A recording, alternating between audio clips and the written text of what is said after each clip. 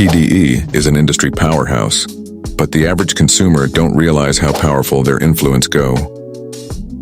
Kendrick and Others is often praised for its artistry, but a closer examination reveals a narrative that suggests their influence stretches beyond music into the orchestration of hip-hop media narratives.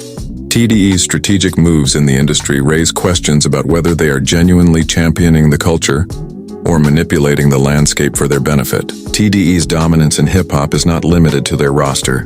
It extends into how their artists are covered. Kendrick Lamar, often lauded as a once-in-a-generation artist, enjoys near-universal praise in the media. From the Joe Budden podcast to hip-hop gatekeepers like Charlamagne and Elliott Wilson, many platforms heavily tilt their narratives in Kendrick's favor, often uncritically. This raises an uncomfortable question. Is it artistic reverence, or is there a more calculated dynamic at play? Charlamagne, for instance, has positioned himself as one of TDE's biggest proponents. I don't think there's ever been a rapper as black as Kendrick Lamar. And there's been some black-ass rappers. Kendrick Lamar's Mr. Morale and the Big Steppers differently. In the future, people are gonna look at that album and say, this is the most important hip-hop album of all time. Kendrick and SZA have the best careers. Using his platform on The Breakfast Club and elsewhere to bolster Kendrick's standing while frequently downplaying other artists. Similarly, Elliott Wilson, a veteran journalist and host of Rap Radar, often seems to amplify Kendrick's work with a level of deference that borders on propagandistic. The symmetry in their talking points suggests coordinated efforts rather than organic appreciation. While Budden is known for his brutally honest critiques, there's a noticeable softness in his tone when discussing Kendrick or other TDE acts.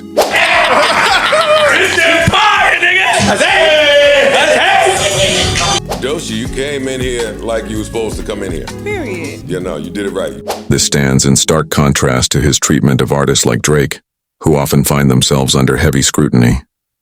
I like this project. I like the project as well. But I'm still let down. I'll say that. I like this project. I think that kid on that album that I heard sounds real fucking uninspired.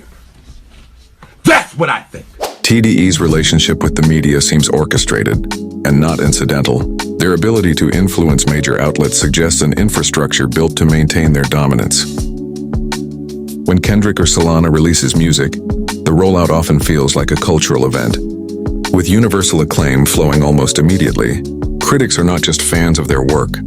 They become extensions of their PR machine, spreading the gospel of TDE's greatness while sidelining dissenting voices.